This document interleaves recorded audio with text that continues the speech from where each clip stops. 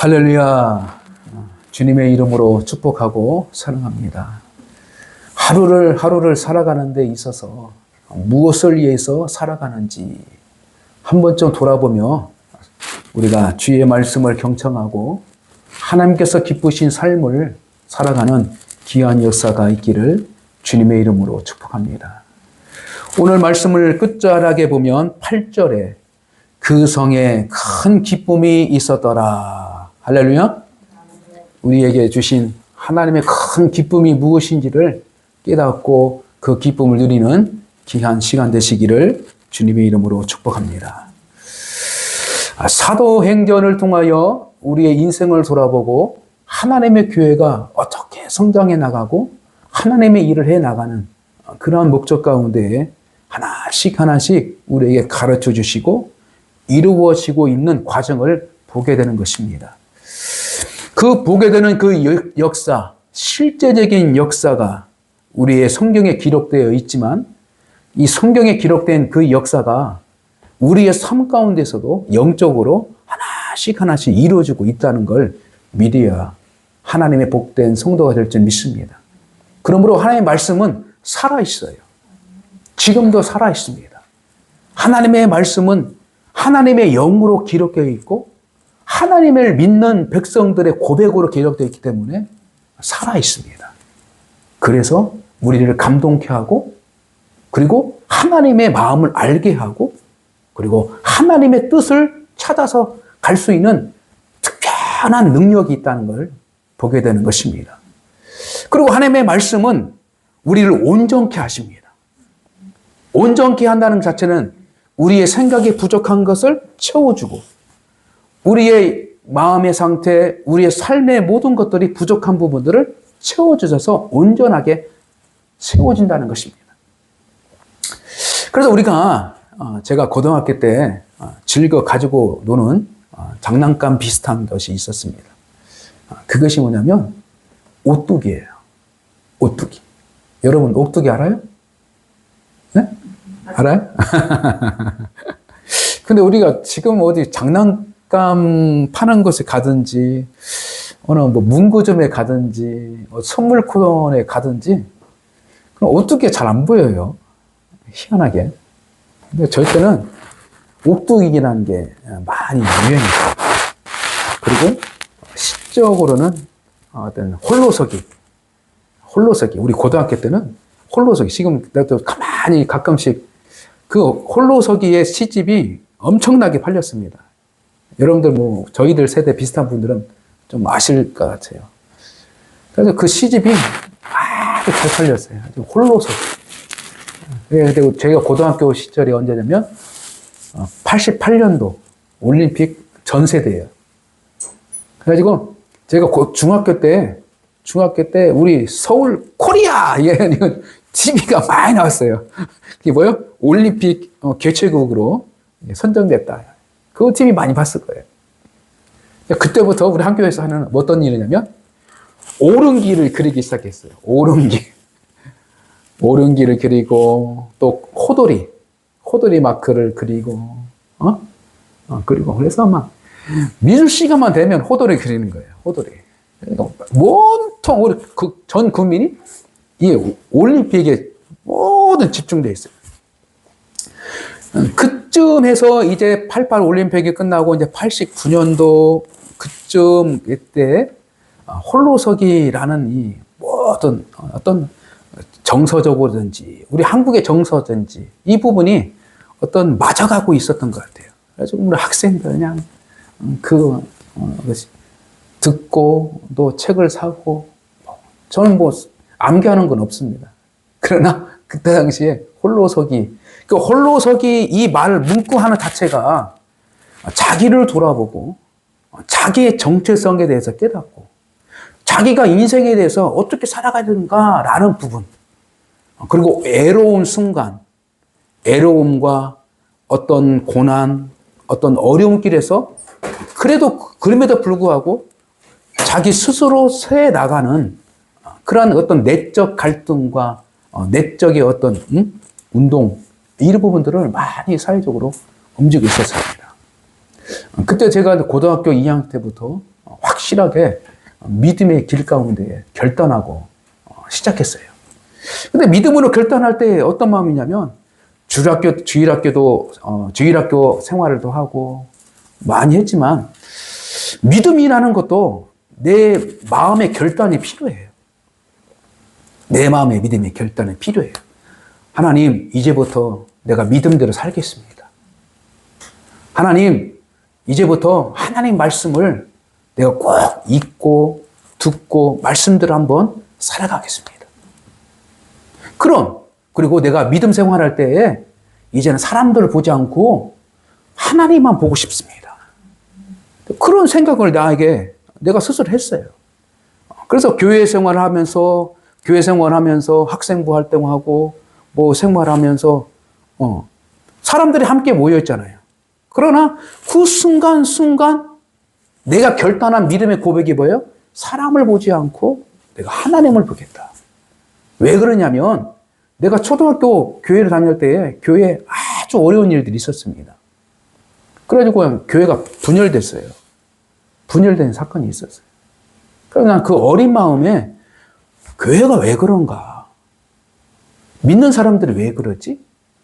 라는 부분 속에 나는 어떤 의문을 가지고 있었어요. 그리고 그 의문에 대해서 하나님께 늘 질문을 던지고 살았던 사람이에요. 그때 그 의문을 던졌던 것들을 가지고 있었던 제가 고등학교를 들어가면서 알 수 없는 내가 고통 가운데 빠질 수가 있어요. 근데 그때 당시 스트레스가 강중했던 부분이 있었고, 또 미래에 대한 중압감과 또 학교에 생활하는 것, 이런 모든 것들을 하면서 저기 알 수 없는 어떤 고통들이 문제가 있었어요. 그래서 그 고통의 문제를 가지고 병원을 찾아갔는데 병원에서는 모르겠다는 거예요. 그때 당시 제가 이제 어머니하고 엄마하고 다 이제 갔죠. 정읍에 있는 아산병원에 갔어요. 갔는데 모르겠다는 거야. 그냥 거기서 그러냐고 갔어요. 근데 그 고통 때문에 내가 하나님을 찾기 시작했어요. 근데 그 고통이 내가 찾아오면 나도 모르게 주님을 찾게 되더라고요. 주님, 예수님. 이 고통 중에서 주님을 찾게 돼요. 주님. 근데 그러면 이 고통이 하나씩 또 이제 물러가요. 해결돼요. 근데 그 과정을 겪으면서 나에게 주신 그 마음이, 다시 하나님께 가야겠구나. 그래서 내가 자취생활하면서 내가 교회를 가기 시작한 거예요. 그래서 그 갈 때에 나는 이제는 사람을 보지 않고 나는 이제는 하나님만 믿고. 그래서 믿음의 결단.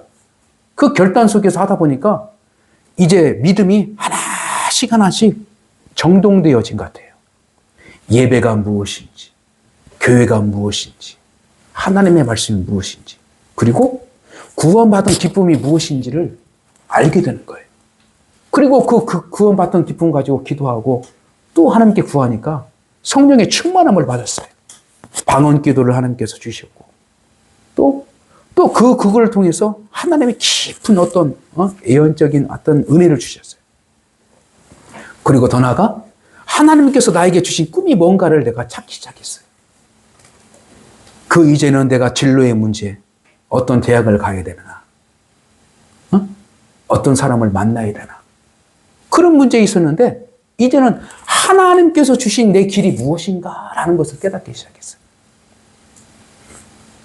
그 가운데 하나님께서는 복음의 역사, 하나님의 교회를 세워나가는 귀한 종으로 하나님께서는 먼 훗날 저에게 메시지를 던져주시고 내 마음이 그때부터 하나님을 찾고 싶은 그 신실한 그리스도의 마음이 약 10년 후에 바로 하나님께서 나를 또 인격적으로 만나주셔서 그곳에서 인생의 참된 기쁨이 무엇이고 인생을 살아가면서 무엇을 위해서 살아갈 것인가 라는 부분 속에서 내가 다시 한번 깨닫고 하나님께서 부르시는 복음의 길을 걸어가도록 내가 결단하기 시작했습니다. 근데 이 결단하는 순간에 그동안에 사회적으로 쌓았던 모든 것들이 다 어떻게 해요? 쓸모없는 것처럼 다 안타까워하는 마음들이 많이 있었어요. 그러나 하나님께서는 더 본질적인 저에게 주신 하나님의 복음의 사역을 위하여 그 길을 가들 때에 하나님께서 더욱 없는 기쁨을 주셨어요. 시간적으로 어려운 가운데 있어도 내 마음에 기쁨이 있었어요. 편하게 잠들지 못해도 기쁨이 있었어요. 뭐 좋은 옷을 입지 못해도 기쁨이 있었어요. 그리고 남들이 뭐 어느 대학 간다고 해도 사실 거기에 대해서는 내가 더 기뻐하지 않고 내가 하나님의 일을 한다는 자체가 너무너무 기뻤어요. 그러니까 하나님께서 주신 이 기쁨이 고난과 여건과 핍박도 다 이길 수 있는 하나님의 축복임을 깨닫게 되는 것입니다. 그러므로 오늘 본문 말씀으로 돌아가서 그 시대의 역사를 가만히 보면은 하나님의 교회에 핍박이 시작했어요. 핍박이 아주 강하게 이제 시작됐다라고 했습니다. 그것이 정당화되고 그것이 정당하게 핍박을 받는 그 원인이 뭐냐면 유대교 안에서 이제는 출교를 당함으로 말미암아 하나님의 백성이 아니다 하고 그들은 취급하고 그들을 핍박하기 시작한 거예요. 그래서 유대교의 정치적인 부분 안에서 그 안에 권력의 힘을 얻어서 하나님의 믿는 하나님 백성, 곧 하나님을 믿는 백성들을 핍박하기 시작한 그 주도적인 인물이 누구냐면 바로 사울이라는 사람입니다. 사울이에요. 그냥 개인이 가서 막 핍박한 것이 아니고 사울은 권한을 이음받았어요. 그들에게 유대교 정통적인 사내들인 공회 그 지도자들에게 이임을 받았어요. 유대교를 떠나서 하나님을 모독하는 자들을 잡아 넣어라. 그리고 죽일 수도 있다. 라는 어떤 권한을 받았어요. 그래서 이 사도 바울이 예수님을 알지 못할 때는 이 사울의 이름으로 사울의 인생을 살아갈 때는 어떤 인생을 사냐면 예수를 믿는 사람을 핍박하는 사람이었어요. 근데 그 핍박하는 그 자체가 옳은 길로 착각하고 있었던 거예요. 옳은 걸로 착각하고 있었어요. 그래서 이 핍박으로 인해서 이제 또 흩어지기 시작합니다. 예루살렘에서 예루살렘 믿음의 공동체가 막 완성하기 시작했죠. 네? 베드로, 요한, 야고보 중심으로 예루살렘 교회가 막 이제 초대교회가 하나씩 성장되어 나가고 있었습니다. 성장되어 나가는데 그 교회에 어떤 내적인 갈등의 문제들이 생겼어요. 그래서 그 갈등의 문제를 해결하기 위해서 하나님께서는 7지사를 세우도록 합니다. 7지사를 세우도록 했어요. 그 중에 스데반이 있었어요. 근데 7지사가 세워짐으로 말미암아 하나님의 교회는 또 더 왕성한 일들을 해 나갑니다. 왕성한 일을 해 나갑니다. 근데 그 왕성한 일을 해 나간 데에 스데반이 똑같이 베드로가 설교를 한 것처럼 그 내용을 가지고 또 스데반이 또 설교를 하기 시작하는 거예요. 근데 그 설교의 내용이 아주 방대한데 바로 하나님께서 아브라함의 하나님, 이삭의 하나님, 야곱의 하나님에 대해서 말씀하고 있어요. 근데 그 하나는 무엇일까요? 바로 약속이라는 것을 한 주제를 가지고 말하고 있는 것입니다. 근데 그때마다 그 약속을 방해하는 자들이 있는데 근데 그 방해하는 자들이 뭐냐면 바로 애굽 땅이 될 수 있고 그 다음에 이 땅에 살아가는 자 예수 그리스도가 이 땅에 약속으로 오셨는데 그 약속으로 오신 그 약속을 이루게 오신 그 예수를 깨닫지 못하고 유대교 전통자들이 바로 예수를 죽였다라고 스데반이 결론적으로 우리가 그 예수 그리스도를 죽였다라는 그 막중한 죄를 드러나기 시작하는 거예요. 그러다 보니까 스데반을 하나님을 모독하는 죄로 이제 돌로 쳐 죽이는 그 역사를 시작하는 것입니다. 근데 그 자리에 누가 있었냐? 바로 사울이 있었다는 거예요. 사울이. 이것은 뭐냐면 법적으로 돌로 쳐 죽여도 된다는 그 결정권을 사울이 쥐고 있었던 거예요. 보고 있었던 거예요. 그 후에 많은 사람들이 이제 흩어지는데 오늘 어디로 갔느냐 하니까 오늘 복음 들고 어디로 가요? 사마리아 땅으로 갔다. 성경은 말하고 있어요. 사마리아 땅. 오늘 본문 말씀이니까 사마리아 가서 복음을 전하기 시작했어요. 근데 누가 지냐면 바로 빌립이라는 사람이었습니다. 빌립이라는 사람이 사마리아에서 복음을 전하는데 그런 사람들 거부하지 않아요. 말씀을 듣는 대로 그냥 그 말씀을 막 아멘 받아들이기 시작하는 거예요. 그리고 그들의 삶이 변해요. 그리고 받아들이면서 그들이 함께 있을 때에 그들이 하는 영적인 질병, 어떤 귀신, 이 질병들이 막 떠나기 시작하는 거예요. 그래서 그 사마리아 땅에 기쁨이 충만하는 역사가 시작되는 거예요. 무엇으로? 하나님의 복음으로 바로 사마리아 땅이 기쁨이 있는 거예요. 자, 그런데 제가 이 말씀을 읽으면서 묵상하면서 왜 사마리아로 갔을까? 왜 사마리아 땅으로 갔을까라고 내가 묻기 시작했어요. 하나님, 왜 사마리아 땅으로 갔을까요? 이 말씀이 하나님의 말씀으로 내가 설교하면서 또 우리가 함께 은혜를 나눠야 되는데 왜 그럴까요? 왜 그럴까요? 근데 역사적인 사건이 있었어요. 예수님이 사마리아 땅 간 적이 있죠. 그렇죠? 수가성 옆에 어떤 우물이 있었어요? 야곱의 우물이 있었어요. 야곱의 우물. 하나님의 백성 약속에 있어서 야곱은 하나님께서 특별하신 그 만남의 역사가 있었고 특별하신 선택과 주권이 있었어요. 예서와 야곱 중에서 바로 야곱을 선택했어요. 하나님은. 그리고 야곱을 통하여서 이스라엘이라는 백성을 이제 성장케 하도록 믿음의 조상을 만들었어요. 근데 야곱이 예서로부터 도망을 치고 나아가서 갔던 그 지역이 바로 그 사마리아, 그 지역이 있는데 그곳에서 자기가 생활할 때에 우물을 판 적이 있어요. 우물. 근데 그 지역이 어떤 지역이에요? 바로 삼촌 라반의 집이었어요. 근데 그 지역에 바로 우물을 팠던 그 증거가 있어요.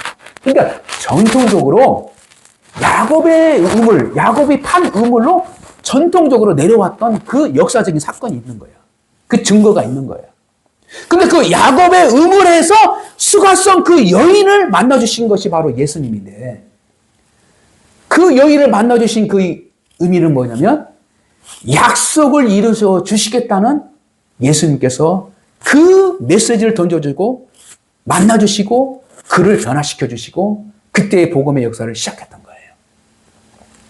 그러나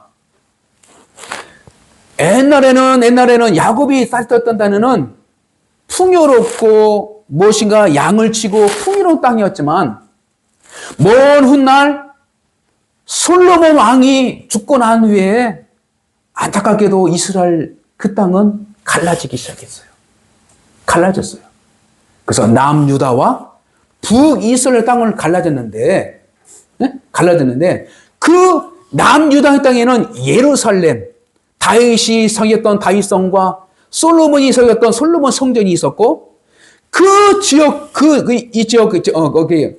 야곱의 우물이 지었던 곳은 뭐냐면 바로 북이스라엘 땅으로 하면 그때는 갈라지면서 제사를 예루살렘 땅에 와서 제사를 못 드렸어요. 유대 땅 사람들이 그를 반대했습니다. 한 민족인데 그들을 반대했어요. 제사를 못 드리게 만들었어요. 그래서 그 북이스라엘 사람들은 그 그리님산 그 산에다가 제단을 새로 만들었어요. 제단을 만들어서 거기서 하나님 앞에 제사를 드리기 시작했어요. 자, 그런데 안타까운 얘기에 북이스라엘이 아수르에 의해서 어떻게 해요? 패망이 되고 남유다는 바벨론에 의해서 패망이 됩니다. 패망이 돼요. 근데 그 패망이 되면서 아주 이스라엘 전체가 혼란에 빠지겠는데, 그 혼란에 빠진 그 가운데에 그 척막한 땅, 사마리안 땅, 그 지역에는 바로 이 강대국들이 어떤 일을 하게 되냐면 그곳에 혼혈전칙을 써요. 혼혈. 그러니까 유대인들과 이방인들 사람과 같이 결혼을 시켜서 같이 결혼을 시켜서 새로운 민족들을 만들게 만들고 그 다음에 유대인 전통성을 어떻게요? 깨도록 만들었어요. 그래서 그 지역에는 유대인 입장, 예루살렘 입장에서는 전통성이 없는 민족으로 이제 하나님의 백성이라고 너희들을 유지하고 있지만 우리는 너희들을 하나님의 백성으로 인정할 수 없다. 그때부터 그래서 그 땅은 뭐냐면 슬픔의 땅이었어요. 슬픔의 땅. 왜? 예루살렘에 가서 하나님께 성전에 들어가서 예배를 드리고 싶은데 유대인 사람들이 막아버렸어. 오지 마. 너희는 더러운 사람들이야. 너희들은 원래부터 하나님의 백성으로 저주받는 사람이야. 그래서 오지 못하도록 막아버렸어요. 그래서 그곳에서 살아가는 이 하나님의 백성, 야곱의 후손들은 슬픔을 마음속에 간다들면서 언제쯤 메시아가 오실까? 언제쯤 메시아가 오실까? 그것을 마음으로 기다렸던 그 땅이었어요. 그 백성들을 살아갔어요. 그리고 자기들도 언제쯤 예루살렘에 가서 성전에 가서 하나님께 경배할까? 그런 마음을 가지고 살아갔던 거예요. 그래서 수가성 여인이 예수님을 만났을 때에 그 얘기다, 그 얘기인 거예요. 아니, 당신들은, 유대인들은 예루살렘에서만 예배드리고, 우리는 들어가지 못하게 하는데, 들어가지 못하는데, 어떡합니까? 우리는 그리심산, 거기서 제단을 지었지만, 당신들은 우리를 인정하지 않는데. 그래서 그 예배가 언제 어떻게 드리냐 하실 때, 우리 지금 신령과 진정으로 예배 드릴 때가 오나니, 오신다라는 것 자체는 예수님이 그 땅에 오셨다라는 것을 분명해요. 그래서 예배 드리는 장소에 의해서 갈등이 골이 퍼졌던 예루살렘 땅과 바로 사마리아 땅 속에서 마침 사마리아 땅 사람들은 죄인이고 예루살렘 땅에서도 죄인들 연약한 부분이 살고 있지만 예루살렘 사는 사람들이 사마리아 땅을 정죄하고 이 더러운 사람들. 그래서 그 더러운 그곳에서 그 사람들은 자기도 모르게 조상들이 그 조상들이 잘못했습니까? 아니잖아요. 세계적인 정책 가운데서 그들이 강대국들이 정책을 이렇게 만들어가지고 땅을 구분해가지고 거기다가 그냥 모든 민족들을, 많은 민족들을 다 거기다가 이주시켜버린 거예요. 이주시켜서 거기서 그냥 살아가도록 만든 거예요. 그러다 보니까 이 단일 민족인 유대인들이 어쩔 수 없이 그 안에서 살아갈 수밖에 없으니까 후손들이 자기의 유대인 피를 타서 난 것이 아니라 이방인 사람들까지 피를 얻어서 살아가는 거예요. 그러니까 그들의 모양새가 어떻겠습니까? 그들의 문화가 어떻겠어요? 유대인들 입장에서는 아주 더럽고 치안 문제들을 보는 거예요. 그래서 그때부터 그들은 뭐냐면 원치 않는 핍박, 원치 않는 고통, 원치 않는 슬픔 가운데 살아가는 그 땅이 바로 사마리아 땅이었어요. 그러나 오늘 본문 말씀 보니까 복음을 통하여 그들이 영적으로, 물질적으로, 생활적으로 회복되었다는 거예요. 할렐루야? 슬픔이 있는 자들에게 기쁨을 주는 역사가 무엇이에요? 복음이라는 것입니다. 그런데 이 역사의 그 과정 속에서 바로 예루살렘에서 핍박이 없다면, 핍박을 받지 않았다면 사마리아 지역으로 가지는 않았을 거예요. 왜? 그들의 인식 가운데는 그냥 그들은 하나님 백성이 아닌 것처럼 느끼고 있었기 때문에. 그러나 성령이 충만한 빌립이 성령에 의해서 어디로 갔냐면 첫 번째로 그 땅이 어디예요? 야곱의 의물이 있었던 그 약속의 땅, 그 땅으로 가 주셨다는 것이 저에게 주신 은혜예요. 할렐루야. 복음이 사마리아 땅으로 간 이유는 뭐냐면 첫째, 하나님의 약속을 이루시기 위해서. 할렐루야. 야곱에게 약속하신 것을 이루기 위해서. 야곱의 후손들이 고통 가운데 있는 자들이 바로 하나님의 백성이라는 것을 분명히 알고 자기들은 떳떳하게 거룩한 옷을 입고 구별되게 예루살렘 성전 안에서 떵떵거리며 살았던 이 사람들이 이것은 아니야 라는 것을 분명히 보여주시고 성령 하나님께서는 빌립을 통하여 사마리아 땅을 가게 만들었어요. 그곳에서 고통 가운데 있고 유대인이지만 유대인답게 살지 못하는 그 연약한 자들을 위해서 그들을 회복해 주시기 위해서 약속대로 역사하시는 복음의 역사를 우리는 알게 된다는 것입니다. 할렐루야. 자, 그래서 이 사마리아 땅에는 무엇이 있냐면 다시 말씀드려서 약속의 땅이라는 거예요. 약속의 땅. 바로 하나님께 야곱에 주셨던 그 약속의 땅에 가게 되는 거예요.